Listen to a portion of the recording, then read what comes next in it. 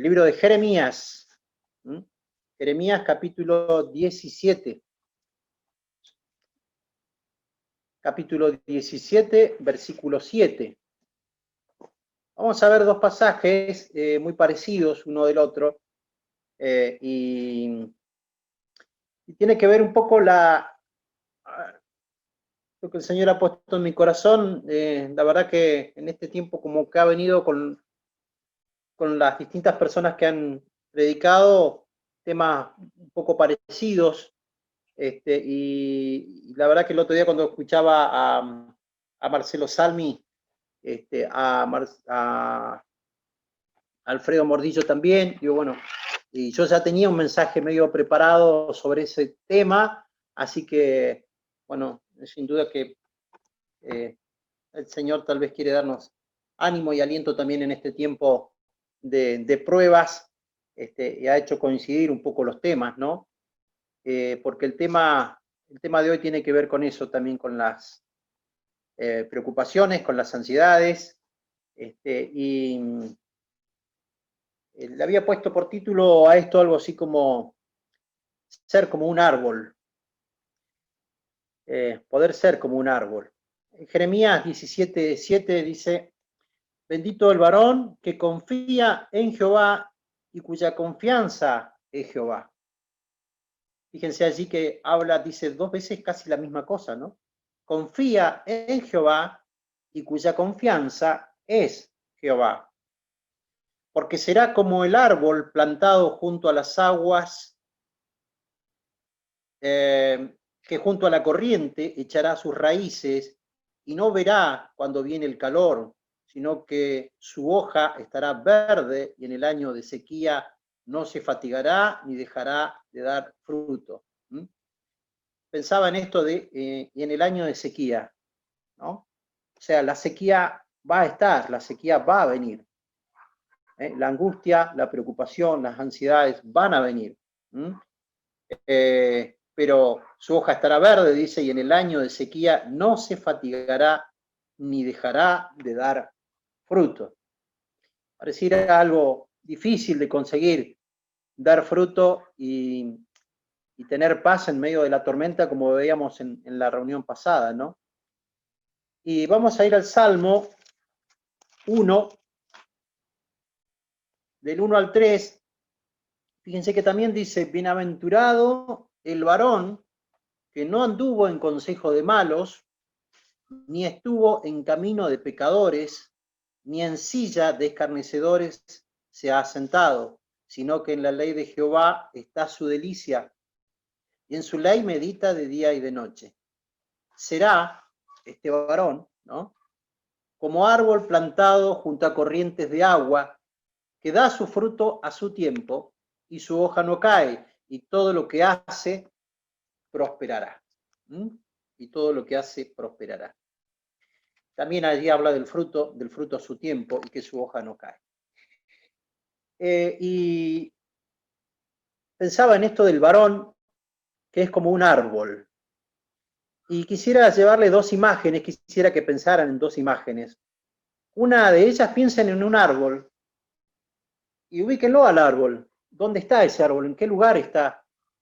Tal vez es algún árbol de su niñez, donde jugaban debajo de ese árbol, o es un árbol donde a veces cuando vamos al río van a ese árbol y se sientan debajo de ese árbol a respirar el frescor, ¿no?, de la naturaleza, junto a alguna corriente de agua, junto a algún canal, ¿por qué no?, en el canalito o en el canal grande.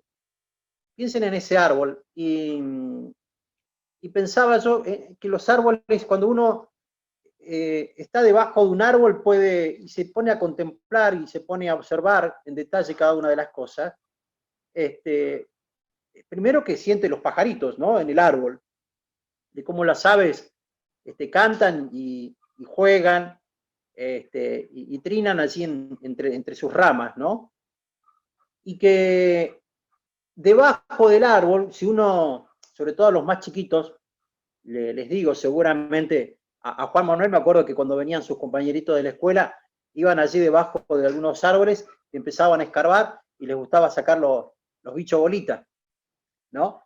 y empezaban a encontrar no solamente bichololitas, sino, bueno, lombrices, y algunos chicos que por ahí no, que viven en departamentos y demás, les gustaba ir ahí a buscar los insectos que habían, ¿no?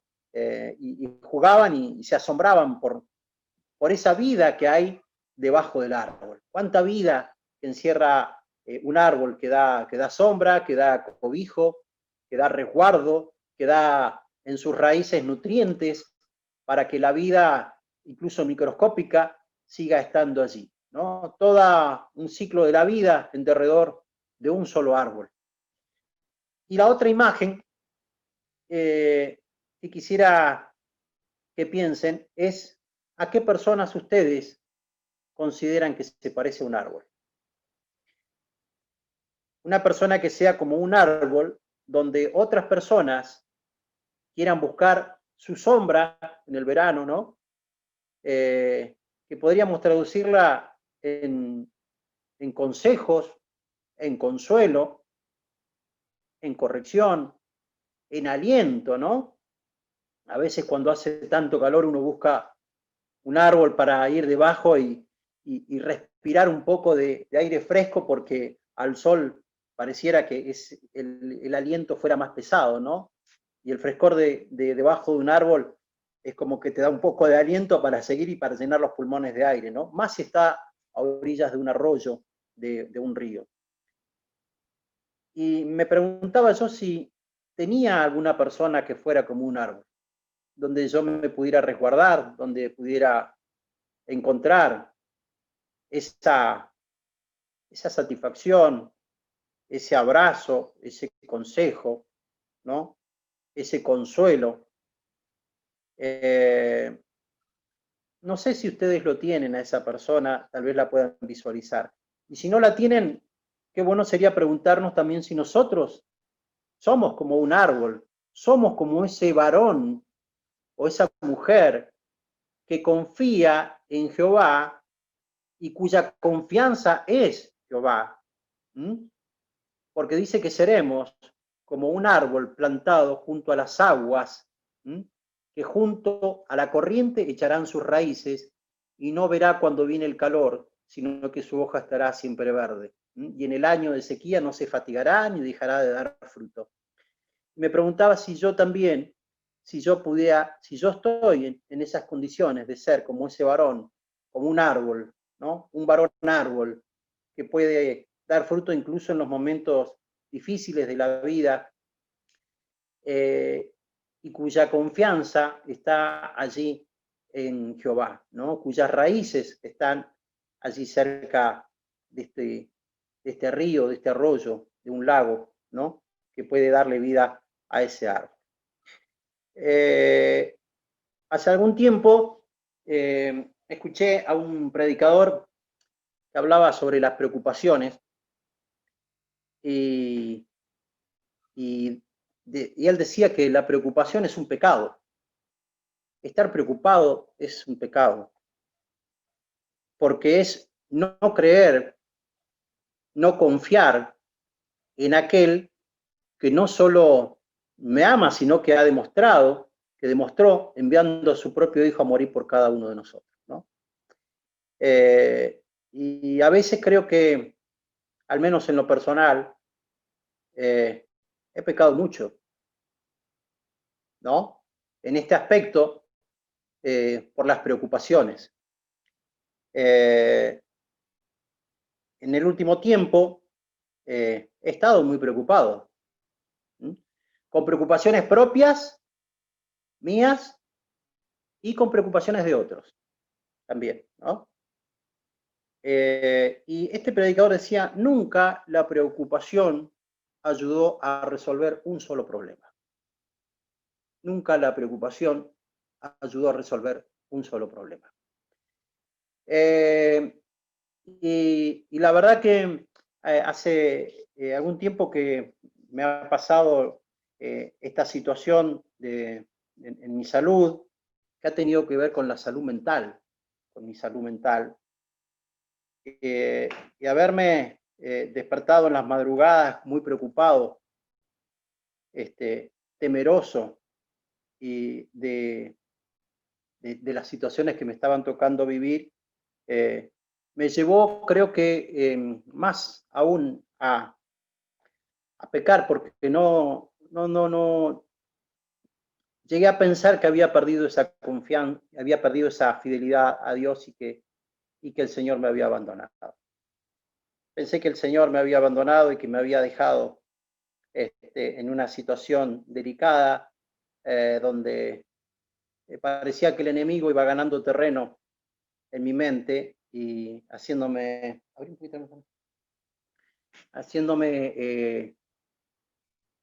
tener mayor preocupaciones que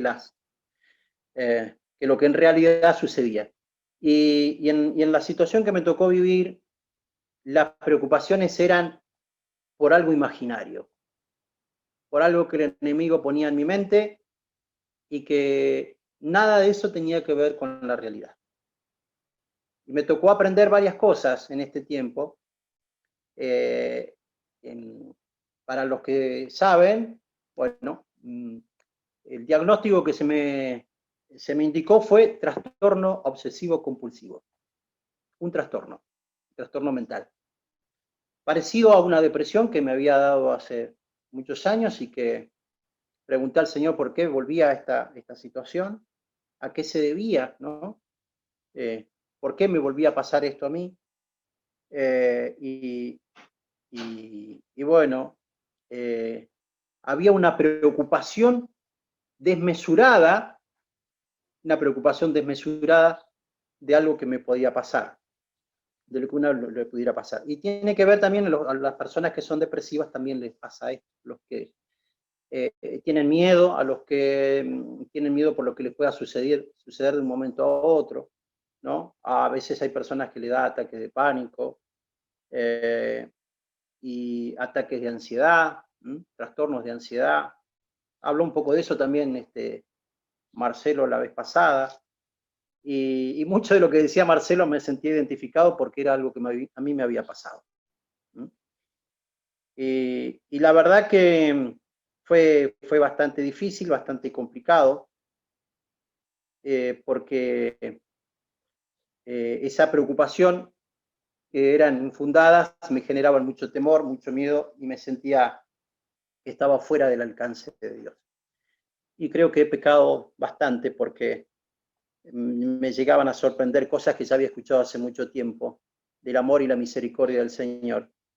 Y consideré que había pecado contra Él porque había dejado quizás de creer en su gran misericordia, ¿no? En ese amor infinito, en ese amor de que va más allá, ¿no? Va más allá de todo entendimiento. Y a veces nunca pensamos qué querrá Dios con esta prueba. Y siempre pensamos por qué me pasa esto a mí, ¿no? En vez de preguntarnos qué querrá Dios con esta prueba que me está enviando, cuál será el mensaje que Dios me está enviando, ¿no? El Salmo 5, vamos a buscar el Salmo 5.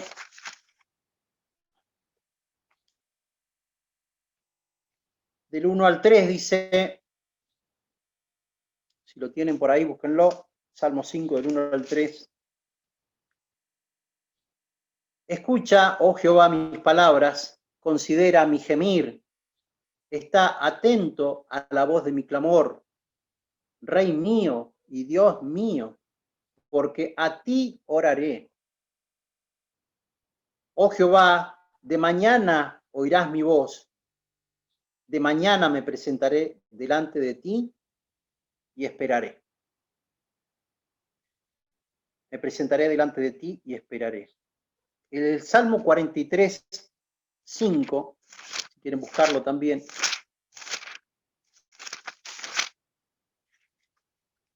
Y acá nótese que tanto el 43.5 y el 42.5 dicen lo mismo. Dice, ¿por qué te abates, oh alma mía, y por qué te turbas dentro de mí? Espera en Dios, porque aún he de alabarle, salvación mía y Dios mío. Eso dice el 43.5. Y el 42.5 dice, ¿por qué te abates, oh alma mía, y te turbas dentro de mí. Espera en Dios, porque aún he de alabarle, salvación mía y Dios mío. ¿Mm? Que aquí el salmista, sin duda que estaba pasando por alguna situación difícil. David, por alguna situación difícil estaba pasando y vuelve a reiterar esto, ¿no? Y en el 42:2 dice, mi alma tiene sed de Dios, del Dios vivo. Cuando vendré y me presentaré delante de Dios. Fueron mis lágrimas mi pan de día y de noche, mientras me dicen todos los días, ¿dónde está tu Dios?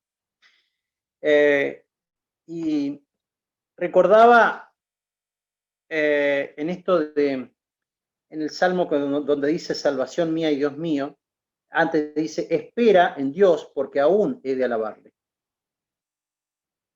Espera en Dios porque aún he de alabarle. La espera es un tema que a nadie le gusta esperar, ¿no? Cuando consideramos que el Señor nos ha puesto a prueba, decir, bueno, ahora confía y espera, y tener que esperar es algo que no le gusta a nadie tener que esperar, ya sea ni en la cola del supermercado, ni en la farmacia, y menos en una sala de espera de un consultorio médico. Yo recordaba días pasados que cuando éramos chicos, mamá nos llevaba al médico. En ese entonces, cada vez que mi mamá nos llevaba al médico, a veces nos llevaba a Neuquén, íbamos caminando hasta Neuquén, porque no teníamos vehículo, porque el colectivo a veces no alcanzaba para el pasaje de colectivo, y a veces íbamos caminando de Chipoleti a Neuquén, porque en Neuquén siempre había mejor atención que en Chipoleti. Entonces a veces teníamos que ir caminando, y mamá nos llevaba a Neuquén, al hospital, y había que estar en unas salas de espera muy grandes, y nosotros nos cansábamos, éramos chicos, y decíamos, mamá, ¿hasta cuándo hay que esperar? ¿Hasta cuánto vamos a esperar? Estamos toda la mañana acá, vinimos caminando, estamos cansados y el médico no nos llama más. Y me acuerdo que mi mamá se enojaba con nosotros porque nos decía, encima se enojan. Los va a atender un médico, no vamos a tener que pagar la consulta, no vamos a tener que pagar los medicamentos que te los daban, y los van a curar, y ustedes encima se enojan. Y me quedó grabado eso, ¿no? De que nos estábamos quejando por esperar, cuando la espera iba a significar que un médico nos iba a atender, nos iba a dar la medicación adecuada, seguramente, un tratamiento adecuado, y íbamos a sanar de nuestra dolencia. Y nosotros nos quejábamos por esa espera. Bueno, cuánta sabiduría también, ¿no? De mi mamá, que en este momento justamente está esperando en el Señor para que la sane, ¿no? Así que aprender a esperar en el Señor, aprender a confiar en Jehová, ¿no? Y ser como un árbol plantado a orillas de un río, o de una corriente de agua. Qué importante que es cuando aquellos que ya llevamos un tiempo en los caminos del Señor, tener que hacer este aprendizaje. Y a veces el aprendizaje mejor se hace cuando uno lo atraviesa esas situaciones, ¿no? Es mejor que hablar de pasar por una situación de coronavirus que Oscar y Marquitos, ¿no? Mejor que hablarle a alguien de alguna situación difícil matrimonial que le ha tocado pasar que Ramón y Sonia, ¿no? Y bueno, y tantos hermanos que han tenido que pasar por distintas situaciones, ¿no? Jaime y Mariela, ¿no? También. Qué mejor que ellos que puedan hablar y decir, tuve que esperar 15 días, una cuarentena que duró 15 días, 20 días, o una cuarentena que llevamos de 8 meses. Tener que esperar en el Señor para ver cuál es lo que Él quiere hacer de nosotros, qué es lo que quiere hacer de cada uno de nosotros y qué nos quiere enseñar. Y en este tiempo que yo estuve con esta situación, me recomendaron que leyera un libro que se llamaba La batalla de la mente, y ahí había un capítulo que hablaba de la preocupación, del estado de la preocupación. Y hablaba también de que hay personas que son adictas a las preocupaciones, que siempre buscan algo por qué preocuparse, a veces por sí mismo y otras por otras personas, por parientes, por vecinos, y siempre hay algo que los inquieta. La autora Joyce Meyer dice que siempre, en su testimonio, dice, siempre había algo que me inquietaba. Como resultado, nunca disfruté de la paz que Jesús al morir quiso que yo tuviera. Vuelvo de vuelta. Meyer dice, siempre había algo que me inquietaba. Como resultado, nunca disfruté de la paz que Jesús al morir quiso que yo tuviera. La preocupación se define como el sentir, la inquietud, la ansiedad o la angustia. También se define como la de atormentarse a uno mismo con pensamientos inquietantes. La preocupación nunca hace que mejoren las cosas. Y a veces gastamos tanta energía en preocuparnos. Y les confieso que a mí me pasaba.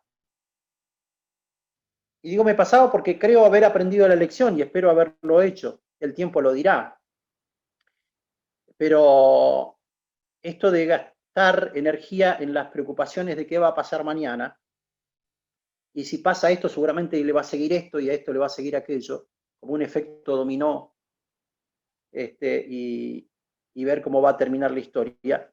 Y a veces resulta que el Señor tiene otras disposiciones, tiene otros planes para con nosotros. Cuando de repente aparece la solución, ¿no? Como cada uno de nosotros ha tenido que pasar a veces por situaciones difíciles y de repente aparece la solución cuando menos se la esperaba, ¿no? Porque el Señor es un Dios de imposibles, justamente, ¿no? Y también el aprendizaje fue que el diablo también puede mantenernos en nuestra mente ocupada con las preocupaciones. Nos quita esa paz interior y nos llena de preocupaciones, a veces llenándonos la cabeza de que a esto le va a seguir tal cosa y a tal cosa le va a seguir otra y esto otro y demás. Entonces uno empieza a perder la paz, empieza a perder esa confianza que tenía como el árbol a los pies del arroyo, ¿no? Y les puedo asegurar que me pasó eso. Les puedo asegurar que me pasó eso y me sentí muy mal y me sentí culpable por haber empezado a desconfiar de ese amor que el Señor tenía para mí. Mateo 6:25 dice, a ver si lo quieren ir buscando.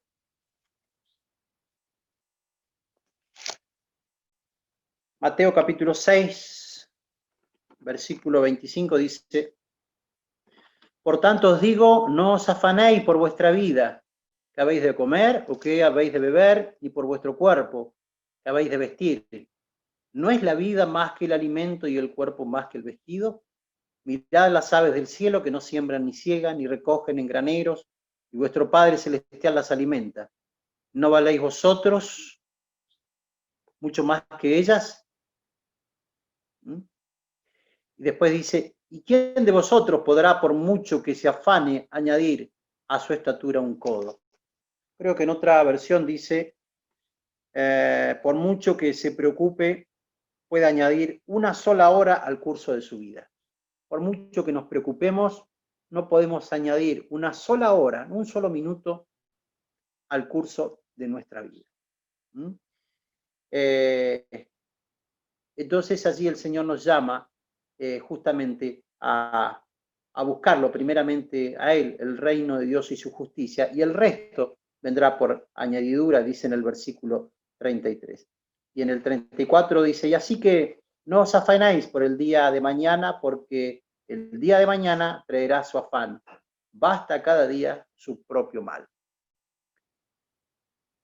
Leer este versículo a veces no tiene tanta fuerza como cuando a uno le pasa. Cuando uno lo vive, y empieza a darse cuenta. Yo le pedía al Señor, Señor, ayúdame a poder pasar por encima de mi preocupación, de mi dolor, para poder ver más allá y poder encontrarte a ti y no ver la preocupación. Como los discípulos en el mar.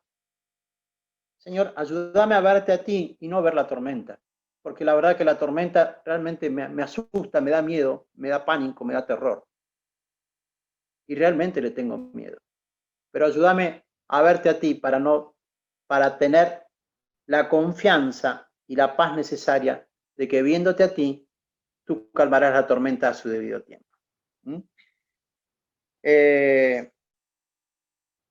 Y habla ella en este libro, volviendo al libro, dice que cuáles son algunas de las armas para los ataques de preocupación. Dice, una de ellas es hablar la palabra, hacerlo en voz alta, dice, cuando la preocupación invada tu territorio.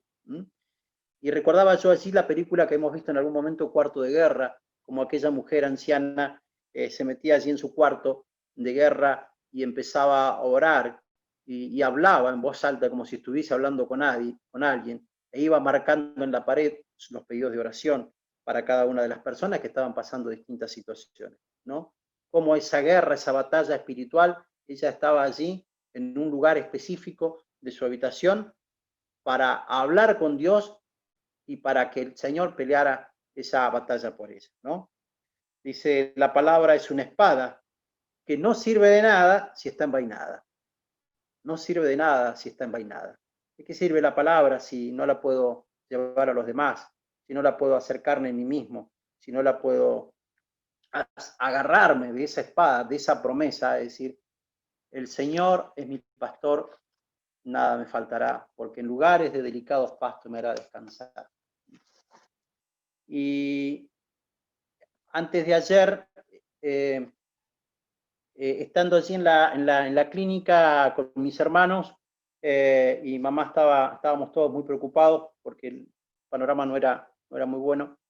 Estábamos sentados en la vereda y veía como muchos de mis hermanos estaban un poco quebrados por la situación. Y yo había dicho esa mañana, Señor, ayúdame a aprender de esto. Quiero depositar toda la confianza en ti, con lo que suceda con mamá. Y ayúdame a comprender y a aceptar tu voluntad también. Y a descansar en tu voluntad. Y quiero decirles que realmente una mamá significa mucho para cada uno de nosotros, ¿no? Y mi mamá es como ese árbol que hablábamos. Mi mamá es como ese árbol, ¿no? Y ver el árbol así que está mal duele. Y quiero decirles que tuve una paz, una confianza, y me acordé del versículo cuando Jesús hablaba allí de las aves, porque justamente había unos gorriones por allí dando vueltas y andaban cerca de la vereda, bajaban de los árboles a la vereda. Y me acordaba, si el Señor tiene cuidado de ellos, ¿cuánto más tendrá cuidado de nosotros, ¿no? Y llegamos a la tarde finalmente con una operación que se había salido bien. Ahora hubo alguna complicación, pero bueno, también estoy tranquilo porque he depositado mi confianza en Él respecto de lo que suceda con mamá. En 1 de Pedro 5:7 dice, depositen en Él toda ansiedad porque Él cuidará de ustedes. Y no se dormirá el que te cuida. Satanás intentará darnos muchas preocupaciones, estrés y ansiedades, ¿no? Depositar la ansiedad significa, más que dejarlas a los pies del Señor, arrojarlas como bolas rápidas, y no esperar a veces decir, bueno, cuando vaya a la iglesia le voy a decir esto al Señor, voy a contarle estas situaciones, ¿no? La palabra allí dice, entra en tu cuarto y cerrada la puerta, ahora tu Padre que está en los cielos, el Señor que ve en lo secreto, te escuchará así, ¿no? Y es un tiempo para que nos han cerrado, este coronavirus que nos han cerrado en nuestras casas, también es un tiempo para que nosotros también nos encerremos en nuestra propia habitación y dobladas las rodillas, roguemos a nuestro Padre que está en el cielo. Y Él hará, ¿no? Confía y espera, dice la palabra. Y quería cerrar con esto, un tercer punto que es el descansar en Dios, ¿no? El segundo era arrojar las preocupaciones en Dios, arrojarlas y dejarlas allí. La otra es descansar en Dios. Y había allí algo que me había gustado en este libro, que era una comparación, ¿no? Resulta que se le pidió a dos pintores que pintaran un cuadro cada uno, y les dijeron, el tema que tienen que pintar de estos cuadros son imágenes de paz. Entonces, uno de los pintores pintó una serena imagen de la naturaleza con un lago, con algunos árboles en derredor, con una montaña de fondo, parecido a veces esos cuadros que vienen a veces que se venden en Bariloche, y vos decís, mirá el cuadro acá, esa tranquilidad, ese lago tranquilo, ese árbol allí, esa montaña, ¿no? Y pintó ese cuadro como simbolizando que eso transmitía paz. Otro pintor pintó solamente una rama de un árbol, que se extendía esa rama sobre una cascada muy peligrosa. Y en la rama había un nido, y en el nido había un pájaro muy tranquilo sobre ese nido, descansando en la seguridad de su hogar. ¿Qué imagen representa paz y descanso? ¿Aquella donde parece que no pasa nada? ¿O aquella donde aparece esa cascada turbulenta, peligrosa, que podría dar miedo, pero que sin embargo el pajarito allí está en un nido sobre una rama muy cerca de esa cascada, muy cerca de ese lugar peligroso, pero confiado está, a pesar del ruido, de la turbulencia de la cascada, él está muy confiado allí en ese árbol, ¿no? En ese árbol que está plantado a orillas de ese río, descansando y con paz, ¿no? Sin duda que la segunda podemos interpretar que el Señor también nos pone a veces en esas situaciones, con una cascada peligrosa, pero también con este sentido de descansar en Él y descansar en su paz en medio de la tormenta, ¿no? Como cantábamos la vez pasada. Y para terminar, voy a leer el Salmo 94.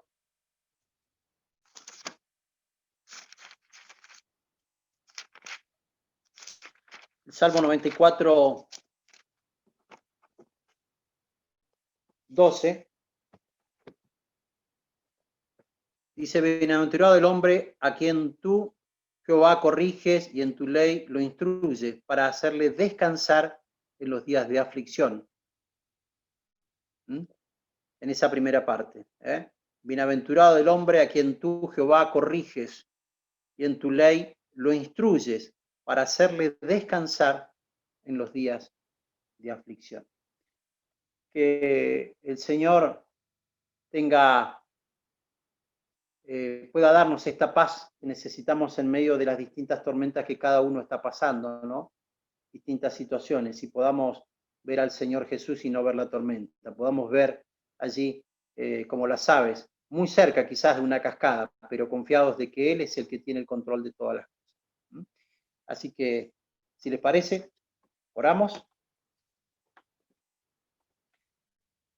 Señor Dios Padre Santo, te damos gracias y porque tú eres nuestra roca fuerte, Señor, porque tú eres el que nos da protección en medio de la tormenta, pero que no nos quitas la tormenta, no nos quitas la cascada, no nos quitas el miedo, a veces paralizante, pero que nos enseñas a transitar en esa tormenta, Señor, confiados en que tú estás también en la barca, Señor.